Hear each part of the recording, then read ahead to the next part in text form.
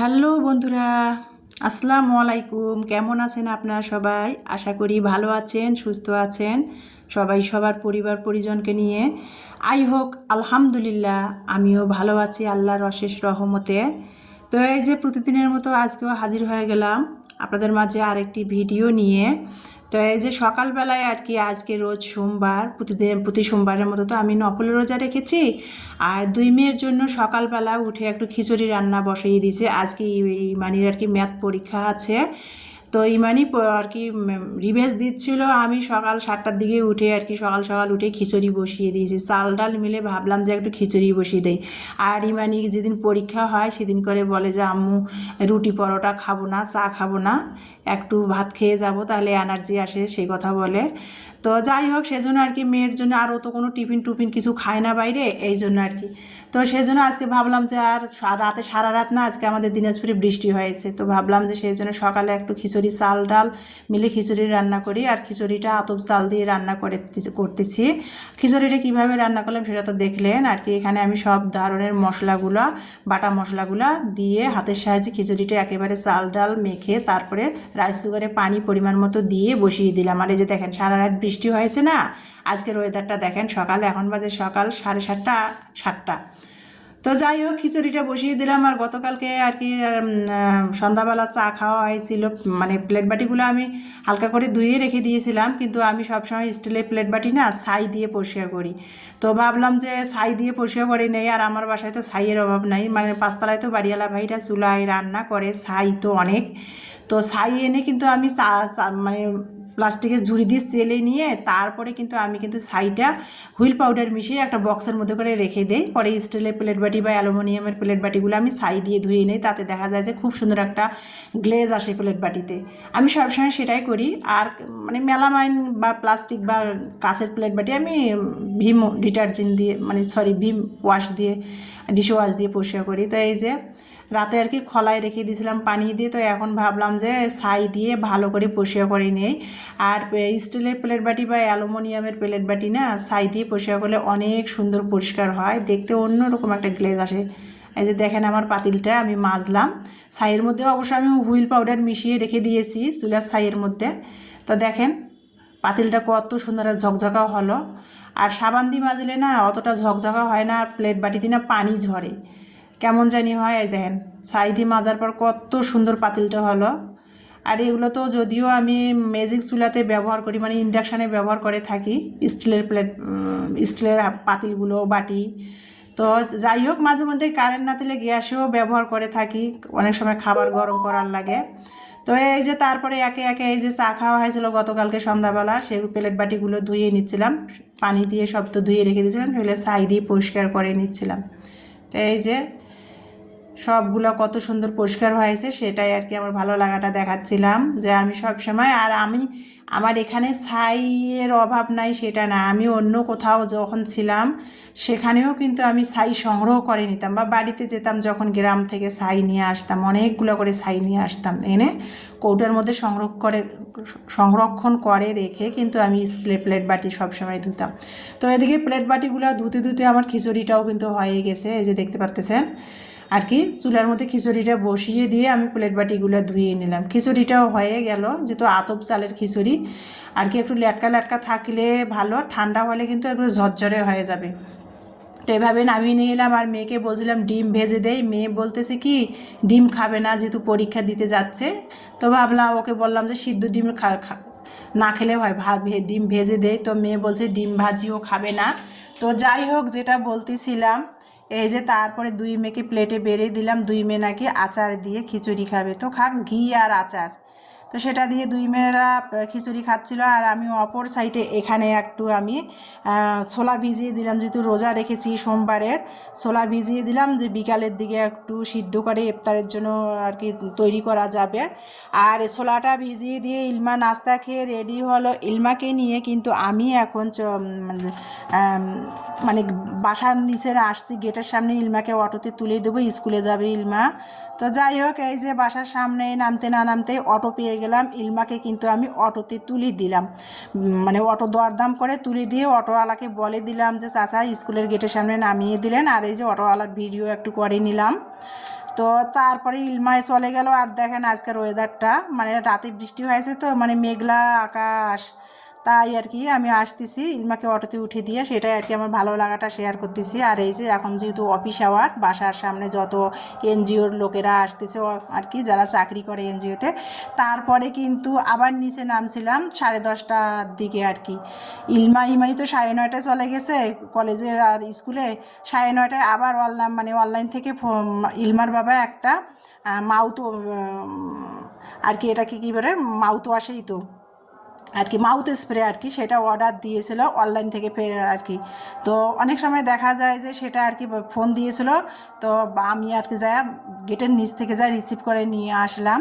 অনেক সময় দেখা যায় যে, এটাও হয়তো সবাই অনলাইনে দেখেছেন ফেসবুকে, তো অনেক সময় দেখা যায় যে আমি রোজা থাকি বা অনেক সময় আমরা বিভিন্ন জায়গাতে জার্নি করি, মুখের মধ্যে না অনেক সময় একটু ব্যাড স্মেলের মতো একটা গ্যাস আসে। তো এটা যদি মানে পার্সের মধ্যে থাকে সব সময়, তো মুখের মধ্যে স্প্রেটা দিলে মুখের মধ্যে সুন্দর একটা স্মেল আসে, ভালো লাগে। কিন্তু অনেক সময় গ্যাসের প্রবলেম কারণে কিন্তু মুখের মধ্যে ব্যাড স্মেলটা আসে। অনেকক্ষণ যদি আবার কিছু না খাওয়া হয়, মুখের মধ্যে একটা ব্যাড স্মেল আসে। সেই জন্য সেটা অনলাইন থেকে অর্ডার দিয়েছিলাম। সেটার দাম ছিল 390 টাকা, মানে ডেলিভারি ফি সহ নিয়েছে 550 টাকা। তো যাই হোক, আমি প্রথম নিয়েছি, কখনো যেহেতু এটাকে মানে ব্যবহার করা হয় নাই, দেখি কেমন কাজ করে। আর সব সময় তো আমরা এগুলো ব্যবহার করি না, যদি কোথাও যাওয়া হয় গাড়ির মধ্যে, তাহলে মুখের মধ্যে স্প্রেটা দিলে আর কি তাহলে সুন্দর একটা স্মেল আসবে মুখ থেকে, সেটা আর কি অর্ডার দিয়ে নিয়ে নিলাম। 550 টাকা, 10 টাকা নিয়েছে। তো তারপরে আমি ছাদে চলে আসলাম, যে খালা কি করতেছে। খালা আমাকে দরজা লক করে বলতেছে, বেটি কি করিস, মানে আঞ্চলিক ভাষা আর কি, উত্তরবঙ্গের বলতেছিল। তা আমি আবার ছাদে গেলাম, যে দেখতেছিলাম যে খালা ছাদে কী রান্না বান্না করতেছে। তাই যে কবিতরগুলো দেখেন, মানে যখন প্রচুর গরম হয় তখন কবিতরগুলো কিন্তু আতাল উতাল করে আর কি গরমে। তো আজকে তো রাতে সারা রাত বৃষ্টি হয়েছে, কবিতরগুলো ঠান্ডা পেয়েছে, খুব সুন্দর হয়ে বসে চুপটি করে আছে। আর এই যে ছাদের মধ্যে আমার কত সুন্দর আর কি রজনীগন্ধা গাছে একটা ফুল ফুটেছে, আর একটাতে কলি দিয়েছে আর কি, ছাদে আসাই হয় না সেরকম একটা। তো সেটাই ভালো লাগতেছিলো, আর আমি বারবার নাকের মধ্যে নিয়ে শুনতেছিলাম ফুলটা। আর রজনীগন্ধা ফুল তো আমার খুবই ফেভারেট, বকুল ফুল, রজনীগন্ধা ফুল, এই ফুলগুলো আমার খুবই ফেভারেট ফুল। তো আমার ফেভারেট ফুল আমার হাতে লাগানো টবের মধ্যে ফুটেছে কলি একটা, সেটাই আর কি ভালো লাগাটা একটু ক্যামেরাবন্দি করে নিলাম। তারপরে এখানে খালাকে বলতেছিলাম, এখন যেহেতু 11:30 বাজে, খালাকে বলতেছিলাম খালা কী রান্না করেন। তো এই যে ফ্রিজ থেকে খালাদের আর কি কোরবানির মাংস রান্না করছিল, পরশুদিন নাকি ফ্রিজে রেখে দিয়েছিল, সেটা ফ্রিজ থেকে বের করে নিয়ে আসছে ছাদে, গরম করবে। তারপরে এখানে কাঁঠালের বিচি দিয়ে একটা সবজি রান্না করছে, সেটাও গরম করবে চুলার মধ্যে। আর এই যে পেঁপে দিয়ে একটা সবজি রান্না করবে, সব খালা রেডি করে নিয়েছে। তো পেঁপেটা নাকি কেটে হলুদ দিয়ে একটু ভাপ দিয়ে নিয়েছে, তো পেঁপের সবজি করবে। আর এই যে ফ্রিজের মধ্যে তরকারি ছিল, মাংস, তারপরে কাঁঠালের বিচি দিয়ে একটা সবজি, সেগুলো গরম করবে। ভাত হয়ে গেছে, খালা এদিকে ভাতের মার গালাচ্ছে, মানে অনেক মার গালায়। খালা যেহেতু হোটেলের রাঁধুনি না, হোটেলে আগে নাকি কাজ করতো। খালার যখন ইয়ং বয়স ছিল তখন, মানে হোটেলে তো ভাতগুলো দেখা যায় মানে এক পাতিল করে চাল যতখানি তার ডাবল পানি দিয়ে ভাতের মার গালায় দেখা যায়। যে দেখবেন যে হোটেলে যারা ভাত খান দেখবেন, আমরা যদিও হোটেলে খুব কম খাই, হোটেলের ভাতগুলো না অনেক ঝরঝরে হয়। কেন হয় জানেন, মানে চাল যতখানি ডাবল ডাবল পানি দিয়ে হোটেলের ভাতের মধ্যে ভাতের মার গালায় আর কি, ভাতটা ঝরঝরে করার জন্য। সে ভাতে কিন্তু কখনোই ভিটামিন থাকে না। আমরা ভিটামিনটা সব ফালাই দিয়ে ক্ষতিকর খাবারগুলো সবসময় বাঙালিরা খাই আমরা আর কি, মুখের স্বাদের জন্য ক্ষতিকর খাবার খাই, ভালো জিনিসকে ফালাই দিই। এই যে কতগুলো ভাতের মার ফালাই দিল। আমি আবার চুলায় রান্না করি আর গ্যাসে রান্না করি আর রাইস কুকারে রান্না করি না কেন ভাত, আমি কখনোই ভাতের মার গালাই না, মানে ভাতের মার ফেলি না আর কি, যেটাকে ফ্যান বলে, কেউ মার বলে ভাতের। তো যাই হোক, তো খালা ভাতটা নামিয়ে নিল, ভাতের ফ্যানটা ফেলে ভাতটা চুলায় দিয়ে জাল করে আবার চটচট করে নিয়ে তারপরে এই যে পেঁপে সবজিটা রান্না করতেছিল। তো খালার সাথে এখানে কিছুক্ষণ 10 মিনিটের মতো দাঁড়াই গল্প করলাম, যে সকালে কী খেয়েছেন, বাড়িওয়ালা ভাইয়েরা কী নাস্তা খেয়েছে, গল্প করে খালার সবজিটা রান্না করার দেখে তারপরে বাসায় চলে আসলাম।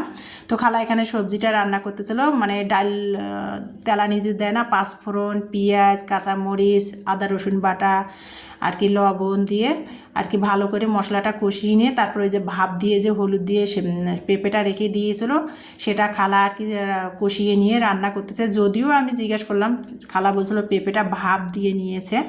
তো যা তারপরে আর আমি যেহেতু রোজা ছিলাম, তারপরে আর সারাদিনে কোনো ভিডিও করা হয় নাই, কিন্তু আমার প্রিয় আপুদের পরিবারে যে আজ কমেন্টের রিপ্লাইগুলো আমি দিয়েছি, টাইম মতো দিচ্ছিলাম। আর রোজা ছিলাম 2 মেয়ে, ছোটো মেয়ে স্কুলে, বড় মেয়ে কলেজে পরীক্ষা দিতে গিয়েছে। আমার আর সারাদিনে আর রান্নাবান্নাও ছিল না, কোনো কাজও ছিল না, আর আপনাদের সাথে শেয়ার করা হয় নাই, যেহেতু রোজা ছিলাম, এনার্জি আসতেছিল না সেই জন্য। তো এখন বিকেল 4টা বাজে। তো আমি এখন এই যে ইফতারের জন্য এখানে ছোলা সিদ্ধ করব। সকালে যে ছোলাটা ভিজিয়ে রেখেছিলাম সেটা, তো ছোলাটা সিদ্ধ করব। ছোলার মধ্যে কিন্তু একটা আলু ঠুঙা ঠুঙা করে কেটে দিয়েছি, দিয়ে এখানে ছোলাটা ধুয়ে নিয়ে হলুদ, লবণ, মরিচ, গরম মশলা, মানে যা যা রেগুলার মশলাগুলো আমরা ছোলাতে ব্যবহার করে থাকি বা তরকারিতে ব্যবহার করে থাকি, সেই মশলাগুলো দিয়ে হাতের সাহায্যে সব মশলা দিয়ে মেখে চেখে প্রেসার কুকারে পরিমাণ মতো পানি দিয়ে সিদ্ধ দিয়ে দিয়েছিলাম। আর আমি কিন্তু সব সময় ছোলা এভাবেই মানে সিদ্ধ করি, সব মশলা দিয়ে হাতের সাহায্যে মেখে প্রেসার কুকারে সিদ্ধ করে নিই। কারণ আমাদের সিলিন্ডার গ্যাস ভাড়া বাসায় থাকি, ছোলা সিদ্ধ করব আলাদা, তারপরে আবার ছোলা আবার তেলের মধ্যে ভাজবো, ডাবল খাটনি। সেই জন্য আমি কখনোই ওরম করি না, আমি সব কিছু একেবারে হাতের সাহায্যে মশলা মেখে ছোলা সিদ্ধ করে নিই। তো ছোলাটা সিদ্ধ হলো, আমি 4টা সিজ দিল প্রেশার কুকারের, সিজটা বের করে ছোলাটা নাকুড়ি দিয়ে একটু কষিয়ে নিলাম। আর কত সুন্দর ছোলাটা হয়েছে। তারপর চুলার জালটা বন্ধ করে দিলাম। তারপরে এখানে কিন্তু আমি বড়া ভাজতেছি। আর বড়ার ডালটা কিন্তু আমি একেবারে বেটে রেখে দিয়েছিলাম ফ্রিজে, তো সেটা একটুখানি ছিল, বের করে নিয়েছি ফ্রিজ থেকে, ডিপ ফ্রিজ থেকে বরফ ছাড়লো, তো সেটা দিয়ে এখন পেঁয়াজও বানাচ্ছি। আর যে পেঁয়াজের দাম, আর পেঁয়াজের দাম যখন সস্তা যায়, তারপরে কিন্তু আমি সবসময় পেঁয়াজু যে বড়া বানাই না, আমি সবসময় আলু কুচাই দিই, তাহলে বড়াটা খেতে ভালো লাগে। এখানে কিন্তু একটা ছোটো সাইজের আলু কুচাই দিয়েছি, 2টা পেঁয়াজ কুচাই দিয়েছি, কাঁচা মরিচ কুচি, আদা রসুন বাটা, হলুদ মরিচের গুঁড়া, জিরা ধনিয়ার গুঁড়া, স্বাদ মতো লবণ দিয়ে ভালো করে মেখে নিচ্ছিলাম, বড়া যে বানাবো আর কি, পেঁয়াজু যেটা বলে ইফতারে খাবো। তো সব কিছু হাতের সাহায্যে মেখে নিচ্ছিলাম, ইমানিকে দিলাম, ইমানি আর কি বসে বসে মাখতেছিল, আর আমি অন্যদিকে কাজগুলো করতেছিলাম। তো মেখে নিয়ে এখন গরম গরম আর কি ও বড়াটা ভাজবে আর কি।